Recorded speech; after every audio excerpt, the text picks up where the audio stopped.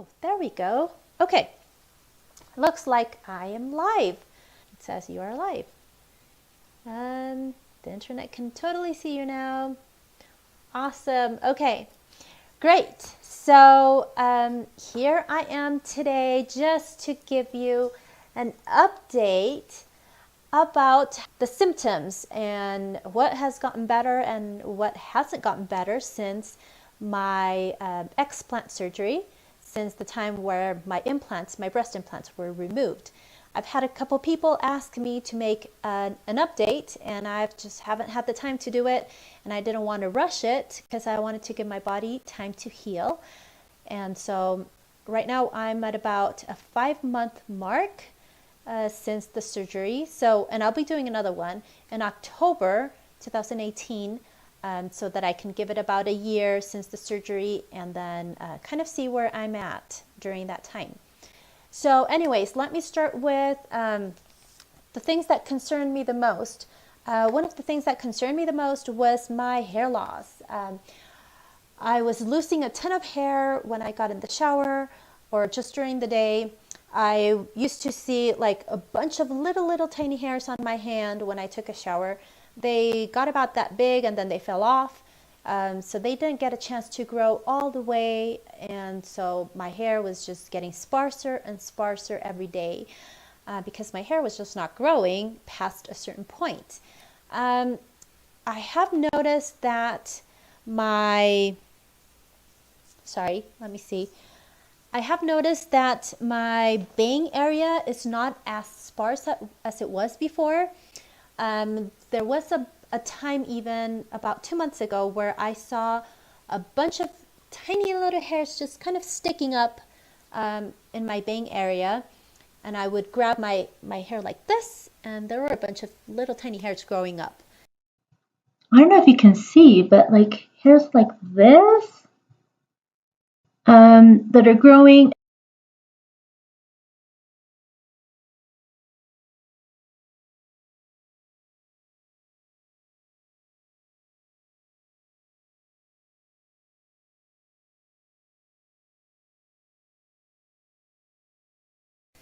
And right now, if I pull my hair back, I can still see a little bit of white, but it's pretty much, it looks pretty good to me.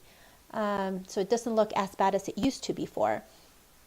The right side, I couldn't do like little braids on the side, or I couldn't grab my hair on the back because I could see my scalp. Right now, I can still see areas where it's pretty sparse, but if I pull my hair back or I do a braid, I don't see that scalp as much as I used to before. So I think it's growing, but I know hair takes a lot of time to grow. And so maybe in about a year, I can give a better update about my hair growth and see where I'm at. So that's where I'm at with the hair.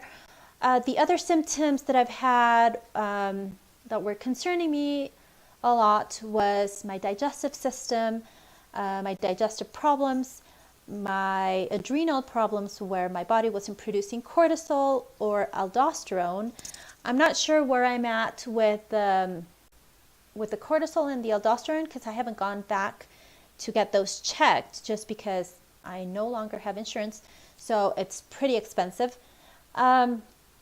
But there are days where I just feel good, and the days where I don't feel as good is just because I haven't slept correctly, or I eat stuff that I know I shouldn't be eating. And sometimes I have the symptoms of, frequent visits to the bathroom, which make me think that my adrenal problems sometimes get out of hand. But I think that they are getting better. But sometimes if I just don't take care of myself, I don't take care of my body, don't drink water with electrolytes, just things kind of get a little bit out of hand. But overall, I think they are getting better. Let's see. Oh, my digestive system, I'm just working still on my diet. The digestive system actually takes a lot of time to repair itself, especially when you don't eat correctly and you're stressed.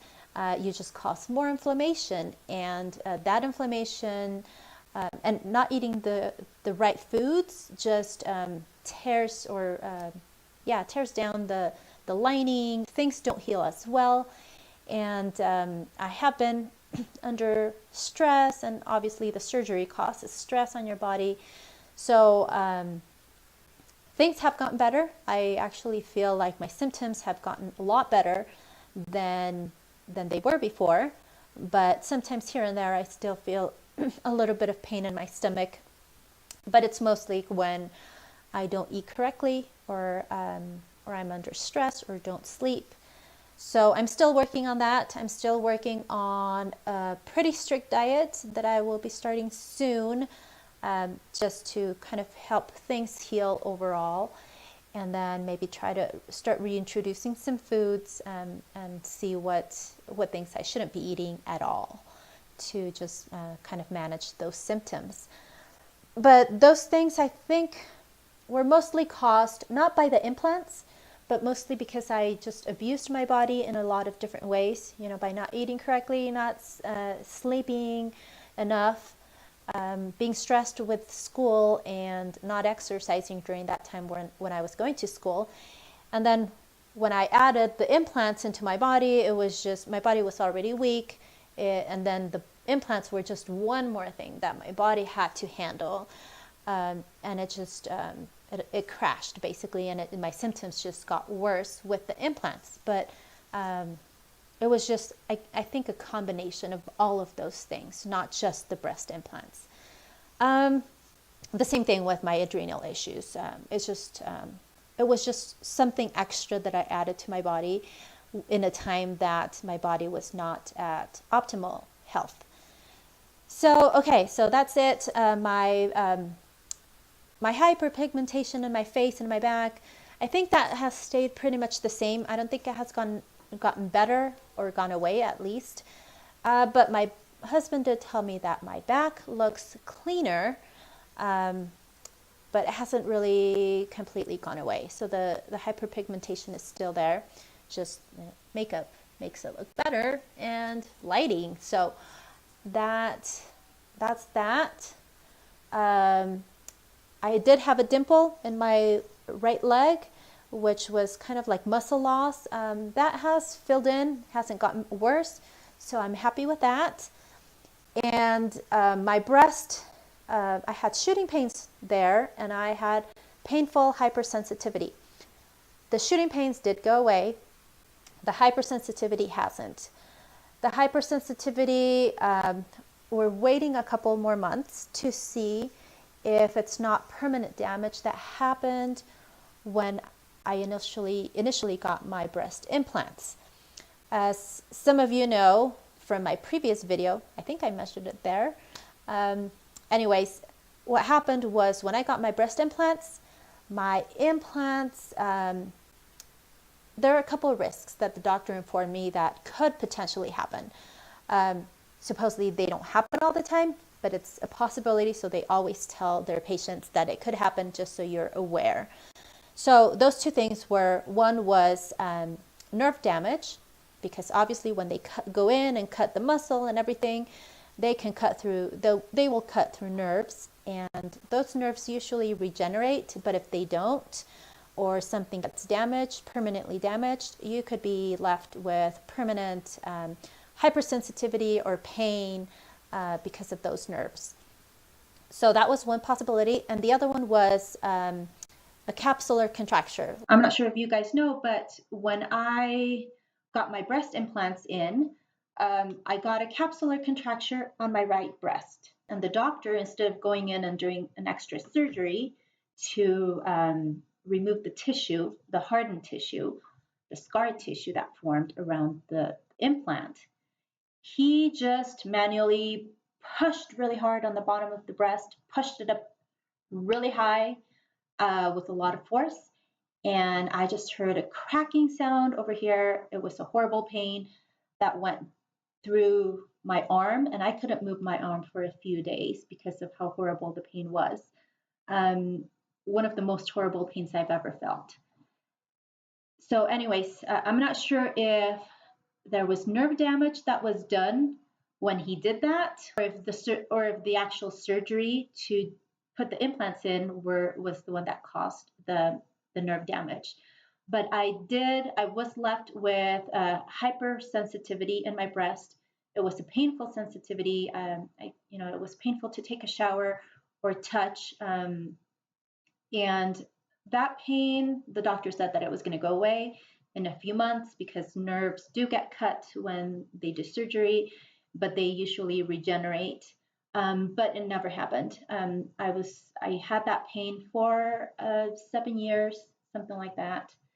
So the doctor that I went to get the implants removed, he said that he thought it could be due to the nerves being stretched out because of the implant or because the nerve was pinched somewhere. And so he thought maybe removing them would help with that. But so far, the hypersensitivity is still there. He said to give it a few more months, maybe up to a year, and see if it goes away. If it doesn't, it's probably going to be permanent damage. That's what he said. So I'm hoping that in a few months, I still have a chance of regrowing new nerves or whatever, and that pain goes away. But if it doesn't, I'm going to be stuck with this hypersensitivity for the rest of my life, pretty much. But that's because of that's a risk that comes with getting implants. The doctors do tell you about it, or at least they did tell me about it. The capsular contracture is another risk. And as far as how my breasts look, they're not perfect, but they don't look bad. They are, if I'm standing, they look normal. Obviously, they look smaller, but they don't, and I look a little bit flatter. So the volume is not there, but it's not like I'm completely flat and that my breasts look ugly. So actually, if I'm standing up, they look pretty nice. If I bend over, that's kind of when they look a little bit saggy, just kind of like when you're breastfeeding, just like normal breast tissue. I guess I was already used to seeing the volume and seeing how big they were. And once they were out, they just look a little bit saggy to me. But the doctor said it's normal, and that's how normal breasts look like. So, so it's not terribly bad. They look fine, and I'm happy with that. So, I'm just happy where I'm at. Anyways, if you have questions, send me your questions below in the comments and I will be glad to respond. If you're seeing this on Facebook, just shoot me a message as well and I'll be happy to respond to that. Hopefully I didn't leave anything out. If I did, just send me a question. So thank you. It was really nice talking to you and I will be doing another video soon about other health stuff, especially diet that I have been working on. And I'm really excited about that. So stay tuned. Okay, thanks. Bye.